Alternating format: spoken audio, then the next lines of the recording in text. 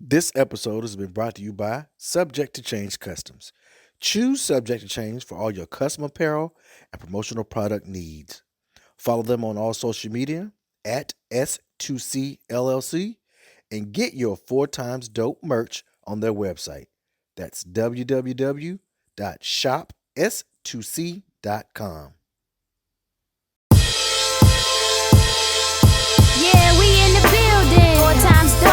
Yeah, we known to get it live, man. 4 times dope. New level, keep it high, yeah. 4 times dope. Mic check, now we on it, we live.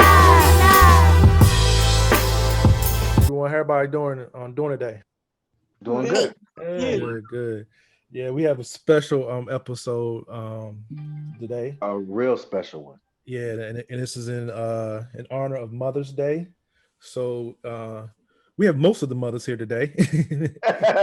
Most of the mothers here today. So we're gonna go with that. And first I want to say is Jamie and his mother, Miss Elma. We have Jermaine and his mom, Mrs. Jones. We have Cheryl and Miss Gwen here.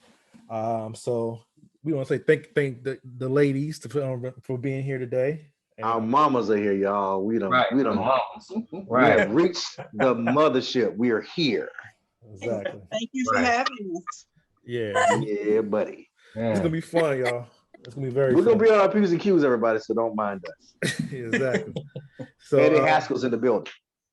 there you go. So just before we jump into it, the previous month, fellas, we had like a financial goals we made individually, and we just wanted to touch base on that because that's the end of it. And just wanted to make sure if the fellas reached their financial goals. I know Gasharo didn't have a personal one, but he had one for his kids. I don't know if anything changed. You want to jump in? Well, nothing's changed as far as them. Like I said, they don't start until June. They start the financial literacy classes for kids that their Aunt Martha will be facilitating. But for me, actually, I have started learning a little bit about the stocks a little bit. Our realtor, actually Leonard, he does it, and he's been kind of showing me some of the steps through like the Robinhood app or whatever, just trying to show me some odds and ends, what to do, what not to do, when to do it. I mean, a lot of stuff he was saying was kind of over my head, but yeah, of course, it's I gotta process it. So I'm taking baby steps. So I have actually started my goal, learning how to invest in stock. And Kasharo, you gotta do your own reading too, bro. You gotta. You know what I mean? Yeah. Yeah. Well, I haven't done that, but yeah. Yeah, you gotta start following. Yeah. Right. You take what someone says and then you go follow it up and see if it's true or not. And then lead by that. More so you can grasp the jargon, right? The language in that world. So Right. Gosh, what about you, Jermaine? You know what? I can honestly say I have, man. My goal was I mentioned to you guys to purchase more stock. And actually, as we speak now, my brother's actually having. Remember, I told you guys he does these Wednesday meetings, these stock meetings, right? And actually, it's snowball. He has about maybe 15 to 20 folks now logging on every day. But yeah, so and I've actually been doing more reading just to get more familiar with the language in the stock world. Yeah. But taking baby steps. I'm gonna with Tim is now. What I'm going to do this week is purchase some of those the coins, Bitcoins. Which ones? You trying to charge your Bitcoin? Yeah. Okay. Not a Dogecoin or Ethereum or anything like that. Well, I'm gonna get tongue tied. The one that starts with the E, because I can't pronounce it either. Right. Well, both of them, all of them. I'm just trying to go all out in all of them. But to answer your question, Kwame, I did. And one thing that I omitted was part of my business plan is to finish this book that I'm writing, and I'm closer. So hopefully, I said my target date is August, but I'm looking more towards July. When this semester ends, I'm only teaching one course in the summer, and it's African American, and I'm gonna take a whole month just to sit my butt down somewhere and just knock this thing out. I hear that. So man, I'm on my grind. My mom be looking at me sometimes like, "You still on the computer?" I'm like, right. So, Jamie, what about you, man? Yeah. So today we sold a bunch of stock. It was a lot of dead stock. I went long in cannabis. I think about 2 years ago, and we sold a lot of that today because it was just sitting there. It was pretty much dead. And we're gonna put a lot of that, or that what we sold, into Erythrium and just a little bit of Dogecoin, because believe it or not, that particular coin is a joke. But of all weekends, what you call it? Elon Musk is gonna be on SNL this weekend. People protesting. So it's a big deal. It's a big deal. So basically, it's like a bootleg Ponzi scheme lottery. And you know, put a little bit of money in. If you put $100 in and get $300 out, come on now. Yeah. Whether it's a joke or not, it's still $200 profit. Right. So we are, as a family, just I guess getting rid of all the dead weight I had sitting out there. I went way too long in cannabis too early, and we're just gonna go long in some of those cryptocurrencies. Right. So Jamie, check this out. One thing I'm keeping. As a matter of fact, I gotta check it out today. Floyd Mayweather is about to launch a cannabis company too. Yeah, that's something. Floyd Mayweather Jr. That's something to keep your eyes on too. Keep tabs. Oh yeah, I'm all for it. Can I ask a question? Pacific Cannabis. Isn't North Carolina supposed to be voting on the cannabis so it could be legal? Yeah, it's on the floor. Representative Zach Hawkins, him and I think 3 other those representatives put it on they put it in who did? I don't know, Zach Hawkins did. How they put it to a vote, or gonna put it to a vote. But it has to be introduced to the floor. I think it's introduced the bill. So I think it comes up on the next docket. So yes, North Carolina's up next. Right. Yeah. I'm gonna talk to my representative down here and check it out, Garland Pierce, to see what's going on with that. Because we do have cannabis store here, but it's not. It's like rubs and CBD, e-cigarettes and things like that. But it's not real thing. Right. So that's a good thing to get up off the floor, on the floor when it's when it first hit. Right. Ground floor. It's CBDs we're talking about. Yeah. What about you, Kwame? Like I think last time I had the SoFi downloaded forever. Well, not forever, about a couple of months. But I actually pulled the trigger and put some money in the actual account like a couple days ago, and I did purchase my my first share using that, and I purchased like just a couple shares of the Aurora Cannabis stock, whatever and stuff. So just to trying to see how it does, whatever, just play with it. I did want to buy like what's it called, a Dogecoin as you on the SoFi either. I don't know what I'm doing, or for some reason I can't buy it. I can't use it on the particular app. And I bought I downloaded Binance, and I think that's like a cryptocurrency app where you can do, I think, most of the cryptocurrencies that you can buy shares in. I didn't play with that part yet, but I did download it because I kind of want to jump on that train. I feel like I'm a little late, but you never. I don't want to be left. You know what I'm saying? Yeah, I don't want to be left at all. But but that's cool. It's like we all trying to like do other things. It's like we all talking about more investing in shares and stuff like that, and trying to better ourselves. Talking about money. Yeah. So this upcoming month we're doing a relationship theme, and just real quick. I know it's kind of dragging a little bit, but I just wanted to go real quick. Is there any particular thing, any goals y'all want to do as far as like bettering your relationships with anybody, family members, friends, anything like that?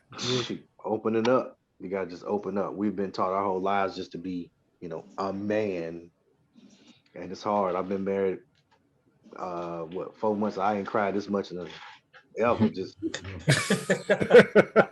congratulations. Thank you. A bunch of crying, like I can't believe this.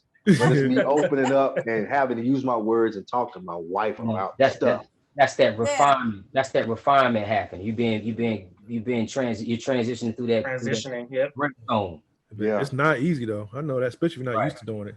No, trying to be a man. It's like, no, she asked me some questions, I'm over crying. Right. Yeah. I cried at my uncle's 70th birthday party. I'm so happy for my uncle. It's like, hey, right. You're doing some inner feelings, man. You're tapping into that, man. I'm soft. Hey, there's nothing wrong with showing emotion. Nah, it isn't. That's the crazy thing. Yeah, so you trying to work on your communication as far with your wife and build that. Well, everybody just open it up more, telling people I love them more, like, hey, I love you, and mean it, and not be like shame to saying it. To say it, yeah, because I'm, be looked at like, oh, you told me you like, what kind of childish mess is that? But it's not. It's been a learned behavior. We're programmed from day one, man, to be so masculine. You bump your head as a kid, don't cry, right? But bumps their head, it's like, oh, coddle her. But we're on go from day one, so I get it. You know what I mean? Yeah. What about you, Jermaine? What is any relationship type of things that you want to kind of improve on or work on for yourself? Man, you know what? I want to continue. So I don't do New Year's resolutions. I just write stuff down to do it. I don't care if it takes 12 months to get it done.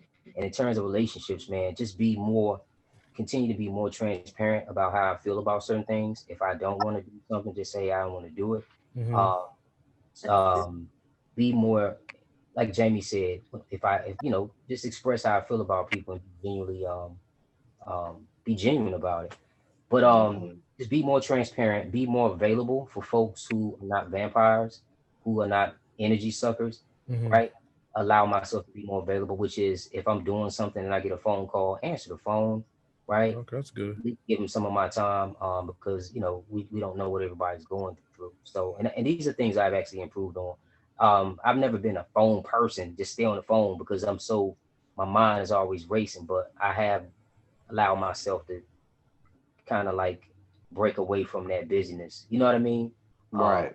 Even now with my mom, I've been spending a lot of time with my mom, not just like down here, but being there with her. Right. You know what I mean? So so it's and it doesn't sting as bad, man. Like to be, I just get so wrapped up in work, man. Like I do. My goal is to make $1 million between now and December. That's a goal, a real goal, right? So I get so wrapped up in that, but it's okay to take a deep breath and get some look around. Right. Sharo, about you, man? Not really. I don't really have any relationship goals really to work on. I just think I guess kind of like what Jermaine said, learn to say no because I am always available for other people when they're going through stuff, which I don't mind it. But it can be kind of taxing at times. So it's the opposite to me. He said he want me more available, and you said you want to learn how to say no. No, yeah, well, yes, I'm saying when he said he don't want to do something. Okay. That's what I mean. Like if I don't want to do something, I can just say no or just not. I don't want to be not answering a phone call because, like you said, the times we're living in now, you just never know what's going on with people. So I don't want to never not answer a phone call. But I mean, just as far as not taking on everybody's problems, because I kind of got away from that before, but I feel like it's kind of slowly creeping back in. So I got to make sure I balance that. You know what I mean? Like not allow other people's stuff to really affect. I can be there for them, but don't allow it to bring me down. You know what I'm saying? You gotta protect your emotional health too, dude. Yeah. Yeah, that's true. Toxic, draining, toxic. Right. Definitely. And real quick for me, I think what I want to do is, I think what I'm trying to do is over the course of a month, reach out to maybe 4 friends and 4 frat brothers that I haven't talked to over the course of the month. So I'm gonna choose 1 frat brother and 1 just friend who's not frat, and just trying to reach out to them and call and check on them, just to be more intentional about it. So that's gonna be my goal for the month. So twice a week, I'll try to reach somebody I ain't talked to in a while, and just trying to catch them and connect with them. So that's what I'm gonna try and do for this month. Good stuff. Yeah, man. It's trying to be a better person, man. Always trying to improve. Right. So what I'm gonna do, I'm gonna ask one of the fellas a question. I'm gonna go to the mother one, right behind it. So I'm gonna start with you, Kashara. So, what is your biggest pet peeve, or like what's something that annoys you a little, irritates you a little bit? Oh, I got a list. Just pick one. All right. Just pick one. I would say right now, my biggest pet peeve, because it hasn't left, it's been going on for a while, when people text me 1-word answers. That like that drives me up the wall. I do not like. I hate when somebody just say yes or no or whatever. Like I just hate one word answers to me because I don't know how you're saying it, and I might be taking it the wrong way. You know what I'm saying? You can't read emotion into text. You have to. I know. Take the I try not to, but that's why it irritates like, me. You know what I'm saying? That's why text you get so misconstrued, and the messages can be so misconstrued. Right, but I just hate it. So I'm like, if I ask a question, then I want yes because or yes this or no this. I just can't take a yes or no text. Like that just irritates. What more behind it, basically? Yeah. Right. So that's my number one pet peeve. Miss Gwen, what about yourself? What's your biggest pet peeve? For somebody to just straight out lie to me. Liars. Mm-hmm. Yeah, that's a great pet peeve. Yeah, I mean, if you can do it or you can't do it or whatever, just be honest with me, instead of, just telling me a lie, look at me straight in my face. And then, I find out later, okay. Yeah, that's a good one. That makes sense. Jamie, what about you? What's your biggest pet peeve? Right now, it's like rude people or rude things. So like, the rule is to eat all your food. I mean, all with your cutlery outside in. It's napkin and lap. One elbow on the table. Talking with your mouth full. Like, I never thought that stuff would be on me this bad. Like, that's rude. You're being rude. I'm following the rules and you're not. You're being rude. It's like how did I come Madam Curie of all this how to do stuff and everybody's not doing it like I am. Oh, got it. Gotcha. What about you, Miss Elma? What's your biggest pet peeve? I got a lot of pet peeves, but one of them is David's to move back home. That girl will not wash them dishes. I get so tired. Actually, that's a business, right? Here's what I talk about. She has a business. She do all these pretty cakes and cupcakes and strawberries. And leave the dishes sitting there. Using my daggone mixers like it's hers. And it's like, and I'm trying to sleep. I don't have to work, so I chill out, right? 10 o'clock, 11 o'clock, whenever I want to get up. I hear that daggone thing running, money, and here I am sitting here. And when she leave, I have to wash them dishes. But that's just one thing. That's Jamie's sister there. But other things is just right with the community. They call me all the time. Girl, call me this afternoon. Won't you want some fish? I'm like, I just ate, I pick up food for my brothers and all everybody and deliver plates early. Then I eat a plate myself. Then she want to go get some fish. So therefore, I hate to say no. I'm going to start saying no because that Cadillac don't run on air. You got to get that gas. You got to get gas. I don't want to drive my mail car because that's out of town like 20 miles, and I just want to be around here with that car. Right. But anyway, I hate to say no to folks. But because I need a vote, because I'm got to run this campaign, I need them to vote for me. Gotta be nice. So yeah, you got to be available. Yeah, and that too available. You have to be. And then when people called last night, the lights went out. Hell, I don't know when the lights gonna come back on, but I'm so nice. I don't even answer the phone, the text, or anything. How long do you think the lights will be off? And I don't know these things, but we got another lady that she does that, good for her. Then my phone won't stop ringing. We're in a meeting. I'm like, whatever. I like people. I love them. But man, when they call, I got a hole in my yard. My lights is off, my water, this and that. But I'm used to it. Right. I know how to deal with it. Gotcha. Yeah. Jermaine, what's your biggest pet peeve?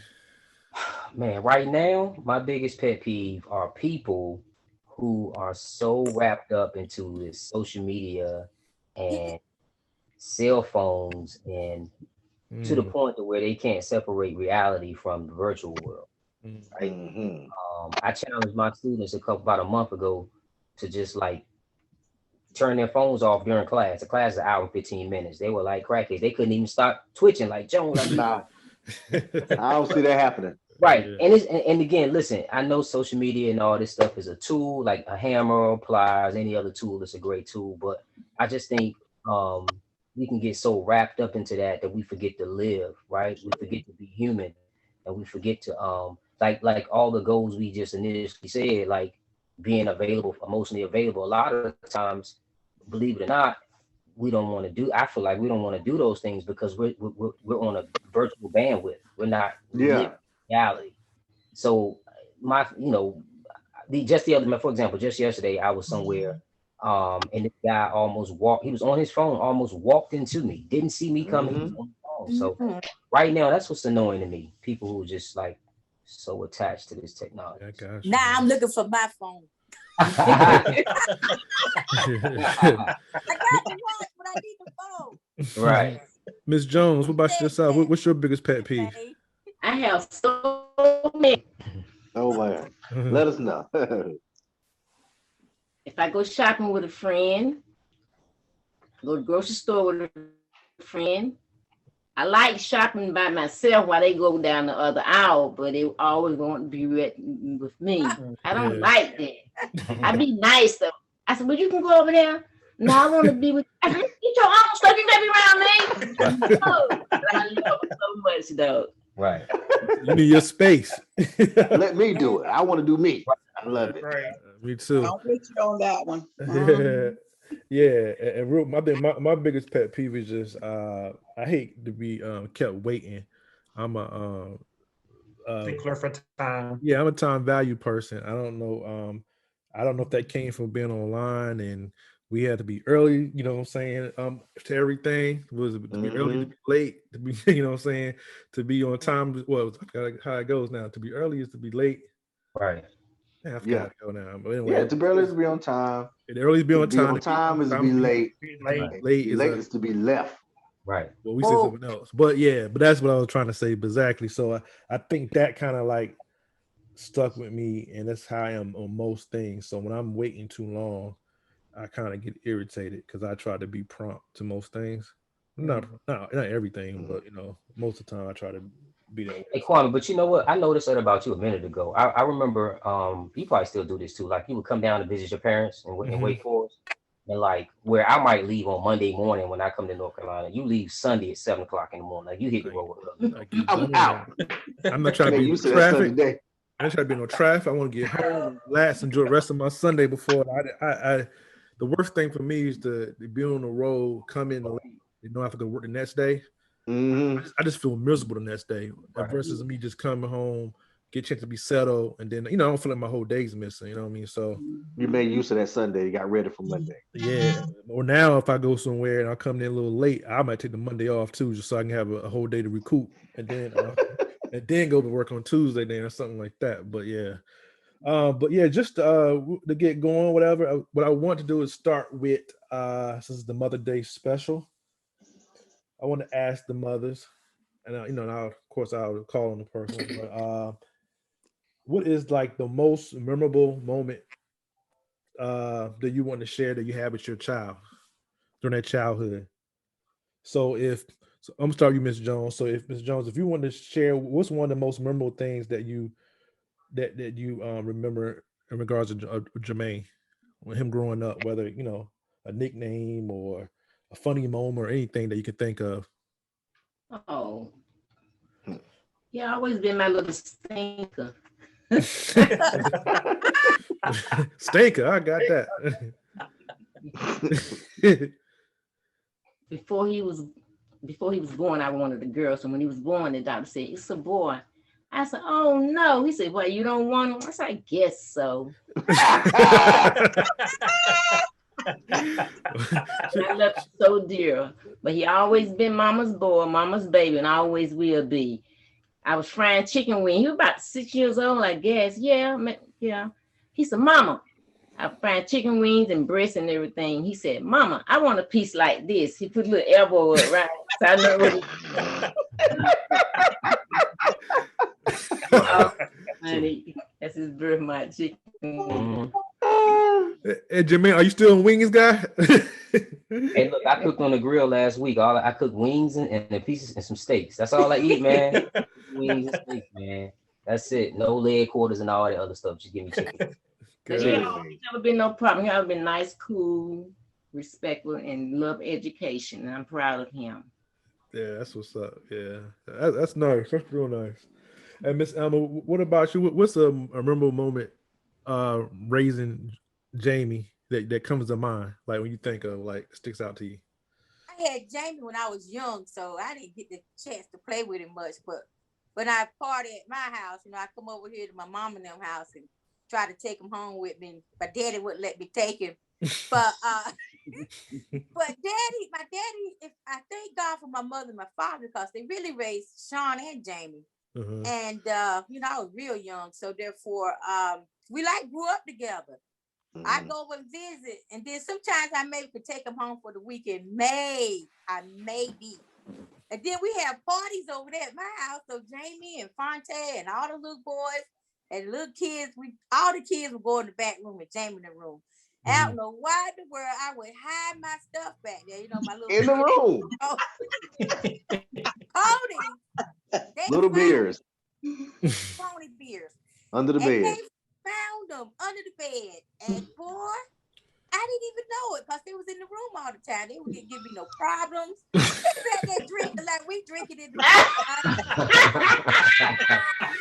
That's why they won't give you no problems. No problem. They too quiet in the back.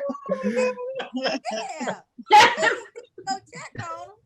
But Jamie, he was always into something. A boy would be a boy. Mm-hmm. And I only had one, so I thank God for him.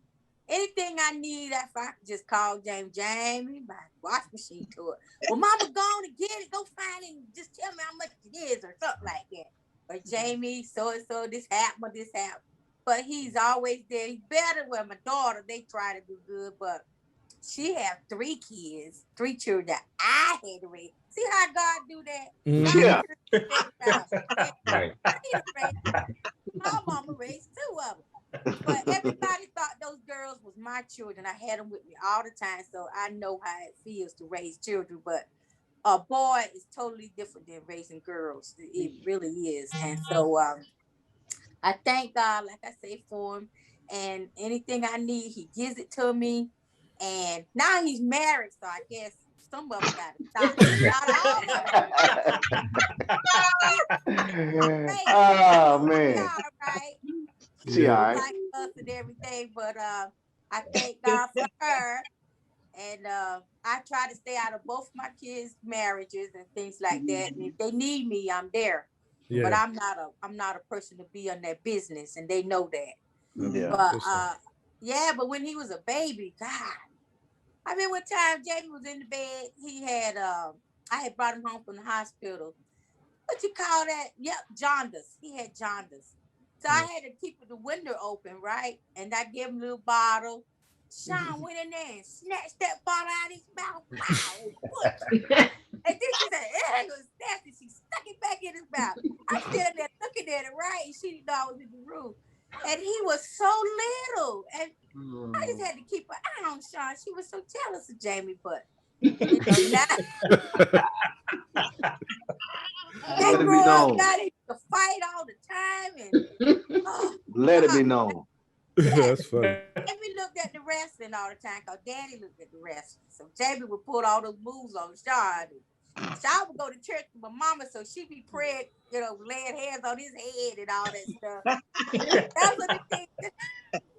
And knocked him out. He laid in the floor and all this good stuff. Right. Other than that, he used to fall, bump his head, all sorts of things. But that's what a boy usually do. Yeah. Down memory lane here. Miss Gwen, what about you? What's something that sticks out about you having Kasharo and raising him that's just memorable to you?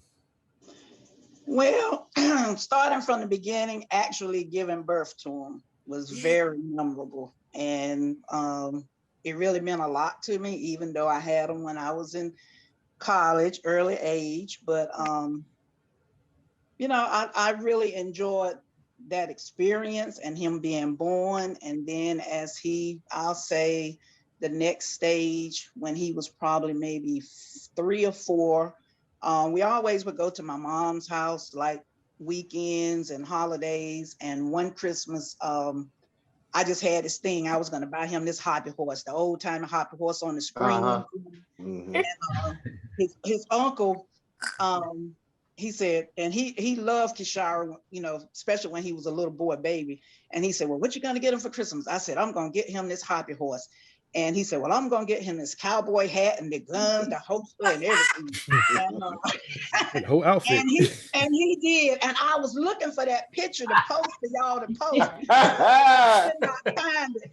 And Kishara loved that horse, and that we had the hardest time getting him out of that cowboy hat. I mean, we had to literally drag him off that hobby horse. He was just rocking. I mean, he rocked so much he would fall asleep rocking on it. Lone Ranger. I don't even know if he remembered, but that was I don't. No. Then he had this little red wagon, and I always would, because my mom, she was always like a neat freak and clean and stuff. And so, you know, he kind of like took that after me too. But he had this little red wagon, and outside it was like dirt, you know, they didn't have a lot of grass or whatever. Yeah. And I couldn't get him to play in that dirt for nothing, you know. And I would pick up the dirt and try to throw something in the little red wagon or whatever, and he would touch it, and he would take his hands and wipe them off just like that. Wait. Wow. And I mean, if you notice him, he's sort of a neat freak today, pretty much. He is. He dirty. Yes, he is. Nothing dirty.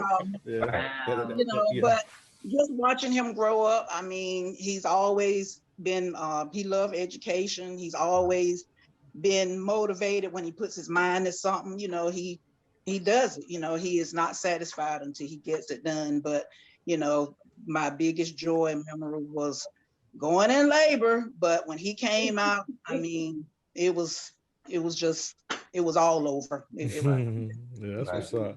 Right. Yeah. Oh, and then let me remember this one, tell you this one. His dad had a motorcycle.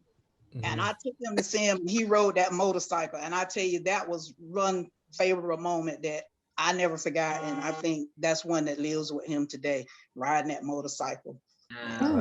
Right. Okay. Well, I guess I'm speaking on behalf of my mom. Ain't the same thing. What my Bonnie have to say about you? Yeah. Well, she was equating about she would tell me about like a brown pacifier that had 2 sides to it, where they used to, like, I guess, turn it opposite the wrong way so I can turn it around the right way. And I guess they thought it was the funniest thing, but I think the reason why she probably say that now, because she see my son, you know, of course, through Zoom and everything else. And he, a lot of times, he don't have a pacifier all the time, but when he had a pacifier, he did the same thing that I do. So I guess when she sees him do that, it reminds her of me when I was that age. So that was one of the things that she had shared. And the other thing she was sharing, that which I can remember this, is that I always been good with directions, which I am to this day. So like, I even at age 4 to 5 years old, I can pay attention to what's going on, where we're going at, and I know how to, if I go somewhere maybe once or twice, I know how to get back. And it'd been times where she was get lost, and I would have to show her how to get back to where we was going at, because even at like 4 or 5, you know, years old. So that was the 2 things that she said. That you've always had a good sense of direction. Very good. Yeah. Yeah, I don't know what. Yeah. So that's always been innate. So those are 2 things right there. Yeah. So there was some good stories right there. The second part I wanted to go into is like, and I don't know if the fellas, does anything y'all want to share before I move on, or are we good with what we just? In regard to what? In regard to what we remember about our parents? Yeah, we could do other thing, or we can go into that too. Yeah, maybe we can, like, is anything, Jermaine, I'll let you go, like that stick out about your mom, that, you know, saying that growing up that you remember, that you want to share. You know what? One thing I remember, even when we lived in DC and when we transitioned to North Carolina, my mom has always been like like the foundation. Like everybody ended up at her house or wanted to be around her energy. Miss Elma just said, she just mentioned like she take plates and stuff like that. To this day, my mom, like she's the nucleus. Thanksgiving, holiday, she takes food. Like to this day, like last night, well, this morning, I took some food to my uncle because I told my mother it was too late to take it to him last night. So she, I just remember being little and just like people genuinely wanted to be around her. And when we transitioned back to North Carolina, my mom was the one that started having like the family cookouts and stuff. And she's just she just has a heart, man, for folks, like for good energy and good spirits. But it's some certain buttons you can't push for her too. You know it, right? Let's be real.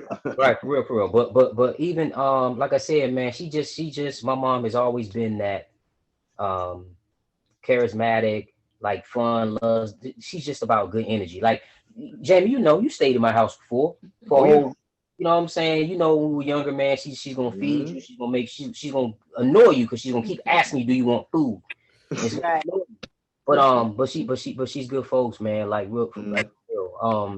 And people gravitate to her energy. So that's just one thing I always remember. Like people always just wanting to be around my mom and her kid and us. Like this our immediate family and stuff like that. What about you, Jamie? I remember my mama's keys, the sound of her keys. Because I would be with my grandma, my granddaddy, and mama come in the house. I know it's time to party. What everybody go do? Where mama going? I want to go. Where you going? I want to go. Where you going? And I always wanted her to be there, but it's like hard to be there for a child when you have to work. You have to be fiscally responsible for the situation.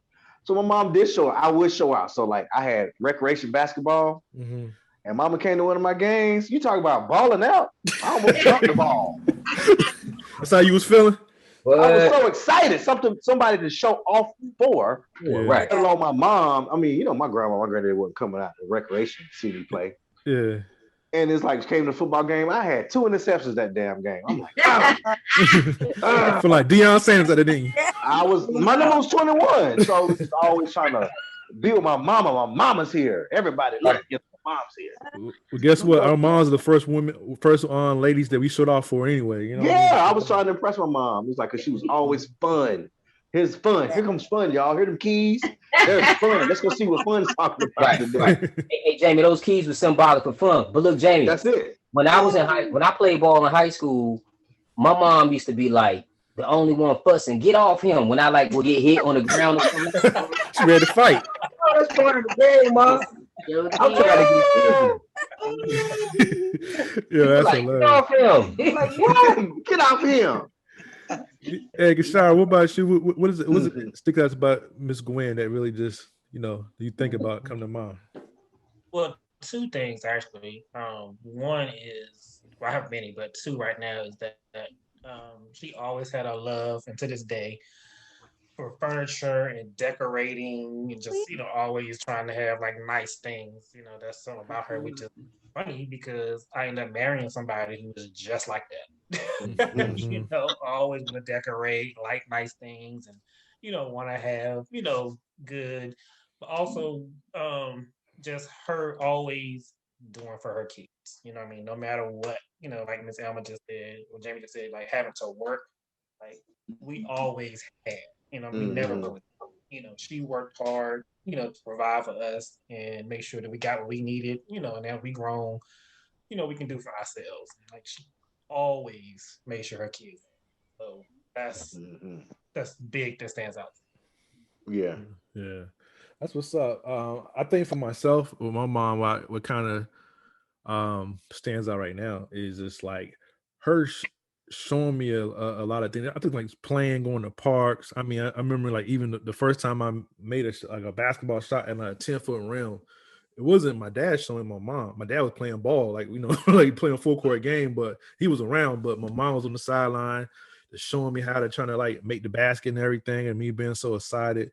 I just remember just like just racing and like her jumping on my bike and doing like I guess her being young, you know what I mean, and just kind of like that. Like in hindsight, she was. I mean, at the time I didn't really know it, but it was just like she was probably her mid to late 20s at that point. You know what I mean? So it was just like, oh man, I thought it was the coolest thing in the world to see her doing those things, whatever and stuff, and it's just just enjoying moments. And we real close, we talk all the time and stuff too. So they're like some of the things that kind of come to mind right now. But there's a lot of things, of course, but that's the first two things that come to mind. All right. So the other part I just want to ask, the question is, is there a relation or was there a relationship with a friend or family member that did not work out that you wish that you could have maintained? I don't know if that makes sense or not, but say like if, all right, say for example, like if a long lost friend or you know what I mean, or a family member where it might not had not been in good terms, but you wish you had did something different to kind of make that relationship last or better. And the reason why we came with that question was because the theme is the relationship for this month, so that's how we kind of came with that question. So I don't know if you want to start with. I'll start with the fellas first, so it might be a little easier for the moms to get on to it. So, Kashara, is there a certain relationship that you wish that you could have maintained with somebody that maybe it didn't end the way you wanted to, or not as good as you liked it to be? No, actually, because okay. No, let me finish.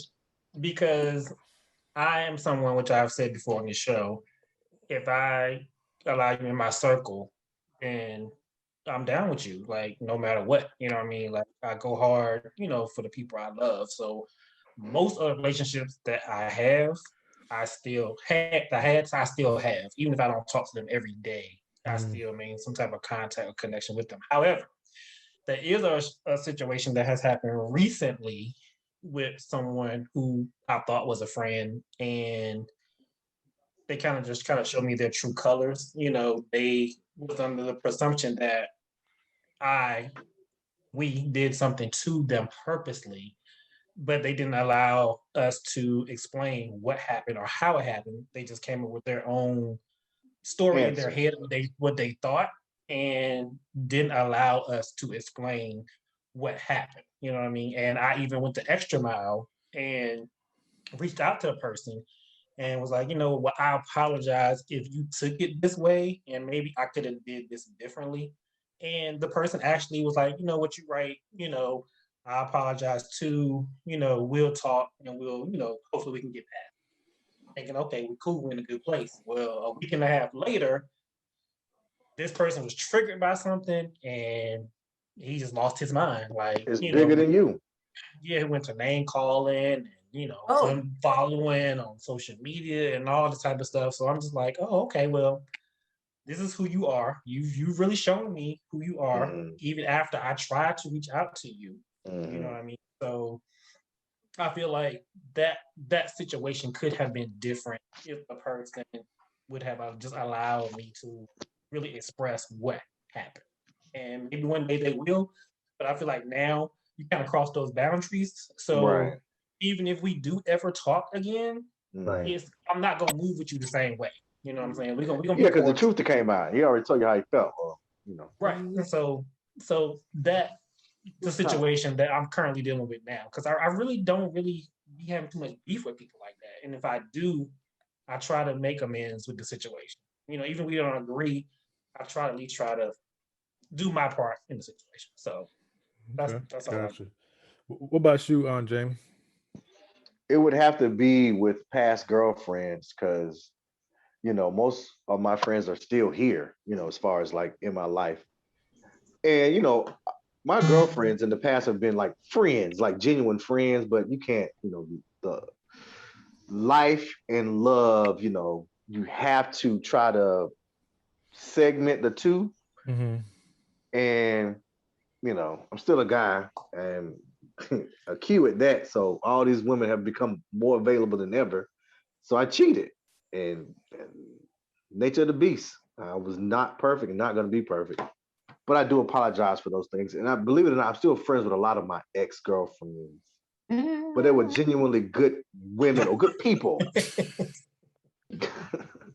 They're just like genuinely good people. Like, oh man, I hate that I messed up that friendship over something like that. But yeah, it wouldn't be like men relationships because, like I say, most of my friends I'm still friends with. If anything, it's just time that's got involved. Where it's like I would say text my line brother or call him once a week. Now it's like, well, hell, we might catch up once a month, and that's okay.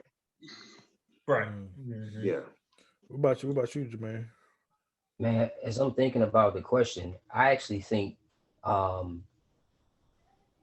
it would be best if you ask some other folks that about me. Okay. I don't no, but you know, and I say that because you guys know me, man. I don't project like negative energy. I'm not perfect, but I don't really have a lot of beef ending friendships. My ex-girlfriends, even though we're not, you know, we don't date anymore, but we're cool. So I can't really say that. I will say is one situation this guy I grew up with, we just grew apart. And I think and it's funny because, and I never knew this until somebody told me this. And actually I ran into his mom about 4 or 5 years ago, and she was saying that he's in well, I won't say that, but anyway, he's doing well though. He's doing well. He's chasing his dream. But we grew up together. We were real close, and I guess at some point, time is a filtering system. I think time helps to dilute your circles, and time helps to keep certain types of energy away from you. And that's what happened. He chose a certain path. He chose the cool route with a bunch of folks who now are they're in dead end situations, right? Yeah. But he did come out of that, and he's doing well now, trying to pursue his dream. And I remember telling him, it's not how you start, it's how you finish. That's the last conversation I had with him.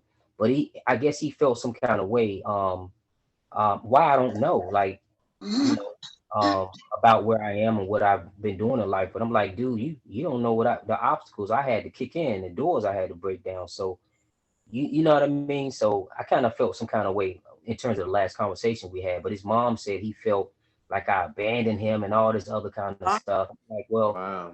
I remember the last book I wrote, I actually put his name in there. I made him a part of that product. So so I don't know, man. I think sometimes people can, like, your success, or you know, when you do certain things, it's a firm reminder of what other folks didn't do or what they wanted to do. So I don't regret that. And I believe that in the decision I make, at that time I felt like it was the right decision. So I don't regret it. But other than that, nah, I feel like I'm like a Sharo. If I'm where I need to be, I network the way I need, to the degree I need to network, and you know, it's all good. So whatever. I feel you. I What think about you, Kwame? I think for myself, I think everything happened for a reason for everybody. And like I said, I think for most, maybe like I said, past like female relationships, for the most part, I don't think most of it ended like in a bad way. We just kind of, you know, agreed to, you know, go separate directions, whatever, and just move on. And even with friends and stuff, same thing. Like most time, not all the time, but majority of the time, you know, saying that either you just kind of fade out or whatever the case may be. But I know if anybody that I respect as a friend, whatever and stuff, there could be misunderstandings or whatever else. And I think I told y'all too when we, like, a couple weeks ago, if we had, you know, sometimes misunderstandings, or people might not understand something, or somebody might be insensitive to something, we don't realize what we're doing or saying. Right. But it's not because you know, mean to do something. It just can happen. My point is like, yo, if we're friends, we should be able to go and talk. You know what I'm saying? And we might not even agree with it, but we should be able to hear each other out so we get a different perspective on what's happening. And that's what I try to go by. I won't perfectly try to do anything. And I'm not saying that I'm, you know, perfect or anything like that. But for the most part, I just try to live by that. You know what I mean? And if I know my heart's in the right place, yo, so what can I do about it? You know what I'm saying? So I'm cool with it after that. You know what I mean? So yeah. I to the moms, I know we did a lot of talking. I hope that helped a little bit. Miss Elma, ready? Jog your memory. It did. You got any relationships that you kind of wish that you maintain or you didn't want to maintain, or who you call on? Oh, Miss Elma, I'm sorry. Oh, me? Yes, ma'am. I'm sorry. Miss Elma. my preacher, me and him fell out long time ago. Okay. Get to I'm it. telling y'all the truth now. That's the truth. That's the truth. I was a church secretary, so therefore he come in. He's an army man. He come in and telling me, giving orders. You ain't gonna bark no orders at me. For one thing, I was nice to him first. Whatever you need, I'm here. La la. Then he goes, I want you to do this, do that. Oh no, it ain't gonna change like that. So he's the preacher man. Yeah, he did. He thought he could do that, but he wasn't gonna do that to me. But anyway, my cousin was the treasurer. I'm the secretary. Then we had a guy, he was a good guy, Josh. He was the head of the trustees. So we all worked together. And we worked with the former pastor. So we got together and got the church, the new church up with the committees and things like that.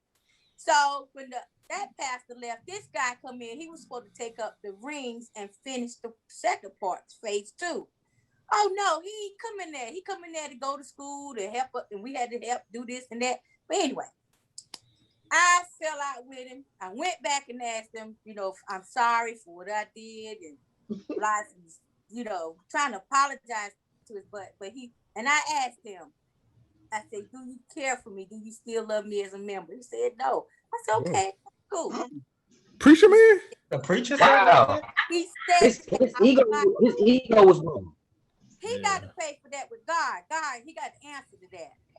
I'm still there. I ain't been to church in about 4 months because they had to sanitize the church to my liking. I've had my shots, and I went to church every Sunday. I sang in the choir and stuff like that. And that's the furthest I want to get away from that man. You know he ran for That's right. He did what? And he right there beside me all the time.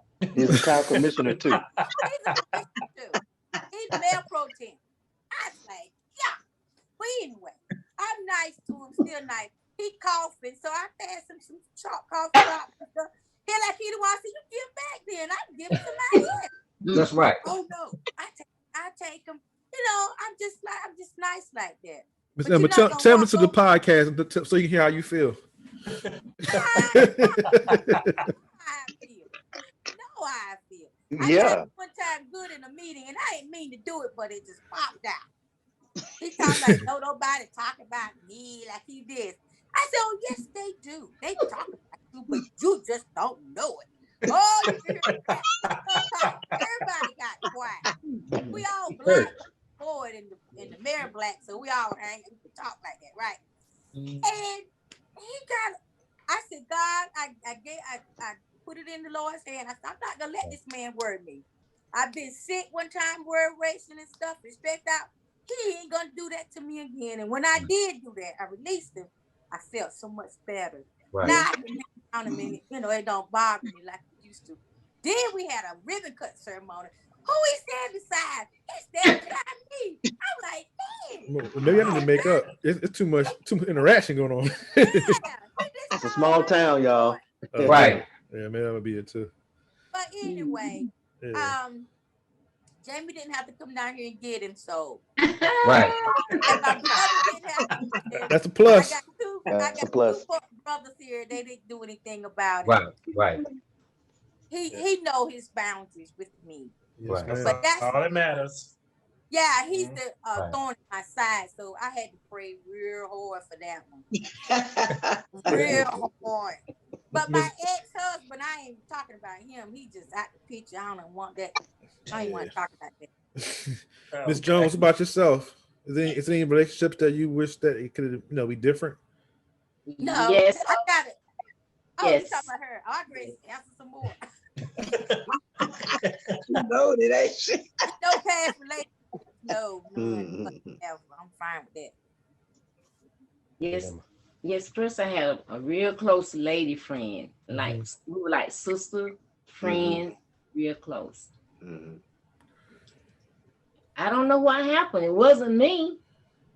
And I don't see her. She'll come back sometime. But I know what it was over the years ago. I should date somebody. So she won't no friend of mine. But that's the truth. She treated her nice. She was harboring some feelings back there, huh? I Dang. stuck by her through thick and thin, and still she coming out. I'm still treating her nice, but she can't be like me. I'm just who I am. Right. God made me who I am, you know. So that's how some so-called friends are, but it's okay. Yeah. Life go on. Right. Sure does. Right. It does. Miss Gwen, about yourself? Well, I guess Kishara and I are a lot alike. I don't have a lot of what you call true friends, maybe two, but I don't let a lot of people in my circle either. But I'm a people person. I love people. I do anything for anybody. But like Jermaine said too, you cross me, then I'm done with you. I can feed you out of a long handled spoon, but otherwise you can't get too much more out of me than just that spoonful. But I still love you. But once you cross that line, that's it. You know, that's it. Yeah, I understand that. We Miss Gwen. Definitely. Well, yeah. Did your mom have one, Kwame? Oh yeah. She sure did. I'm like, ask that shot. Yeah. When I asked her, she was saying that they one, I guess her friends that she grew up in middle school and high school, they was real close, and it wasn't a falling out or anything. It just that they kind of drifted apart. My mom, when she left high school, when she went to Shaw University, and her best friend, she ended up going to A&T. So my mom's younger sister behind her, she ended up going to A&T like a year later, or whatever the case may be. So they got real close. My mom as best friend, and I guess her sister got real close, and my mom said she kind of felt a way about it, even though it was nothing, it was nothing that happened per se. It was more proximity, like proximity, yeah, being close, yeah. Yeah, right. Like she, they from the same hometown, they're going to school together. So now my mom's in Raleigh while my aunt and her, her best friends in Greensboro. So naturally this kind of like they just kind of got closer, and they they got real tight, even to the point in like years and years later. Matter of fact, she had just passed away maybe like a couple years ago. Yeah, so she recently, it might even be a year ago actually, but yeah, so I didn't even know that story, whatever, how close they were being, how my mom said she was kind of feeling, harboring, not like ill will, but she felt away a little bit, but then, she ended up, meeting my dad and having me have her own family and stuff like that. So she kind of, out of sight of mind, but I guess it, that was something that she kind of wished she might have handled a little differently.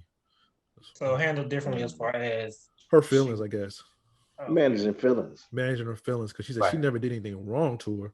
It was just proximity, other than just go to different schools, and then they they reside in Greensboro, my aunt and her, and they got real close, and they just so it was never no beef. It was just more my mom felt like she was losing somebody versus gotcha. Yeah, it was that. So Shar, you got the dose of dopeness? I do. So moms, I don't know how much familiar y'all are with the show, but every episode we try to highlight our Black business or entrepreneurs, or just our Black people doing good things in the community and in the world. So this is our dose of dopeness segment. And this episode, we wanted to highlight some young king and queens out here who are doing their thing at very young ages. And tonight's feature goes to this 11-year-old girl. It's actually my daughter's best friend. Her name is Peyton Pollard. Okay. She has her own ice cream business, and it's called Peyton's Sweet Confections, and it's handmade, handcrafted, premium ice cream, and it's so good. I'm telling you, like, I don't even like ice cream, but I almost ate a whole quart of it just from a taste of it. So it's really, really good. She has like lots of flavors. She even got one called Black Lives Matter that she named. So many. So if you're ever in the DMV area, please check her out. It's Peyton's Sweet Confections. Her website is paytonsconfections.com. That's PAYTONSCONFECTIONS.com. You can also find her on Instagram at Peyton's Sweet Confections. And that's awesome. Awesome. That's awesome. Good. 11 years old, huh? 11 years So doing her thing. That's all right. Okay, that's what's up, man. Dang, So, that's dope. So ladies, we want to thank y'all again for being here with us on this special episode. Without you, there is no us. So we literally, right? Literally. Thank y'all for that. But also, before we close out, I just wanted to say, just knowing all of you ladies, I've been to every single one of your homes. You all have fed me at some point in time. The comment thread I see with all y'all, and it just kind of like, warms my heart, is that you're all giving people, you all have like big hearts, and you all love God. And I don't think we can ask for anything more than that. So we just want to say thank y'all again. Happy early Mother's Day. And we love y'all. Yep. Episode will drop in May 10th. Love y'all too. Thank you. Work up. Thank y'all. Yes. And so before we go to our right. You're so welcome. We appreciate y'all. For our Quattros out there, don't forget you can check us out on Instagram and Facebook at 4x Dope Podcast. You can on Twitter at 4x Dope Podcast 1. Don't forget about our merchandise that we have on sale. We got some hot dope shirts coming your way. You can check us out at www.s2c.com. Shop S2C. My bad. I'm sorry. Yes, www.shops2c.com. Thank you for that, brother. And also, if you want to hit us up for a sponsorship or any concerns or comments, you can check us out at 4timesdopepodcast@gmail.com. And before we wrap, we just want to say Happy Mother's Day to all the mothers out there. And we love y'all. Until the next time.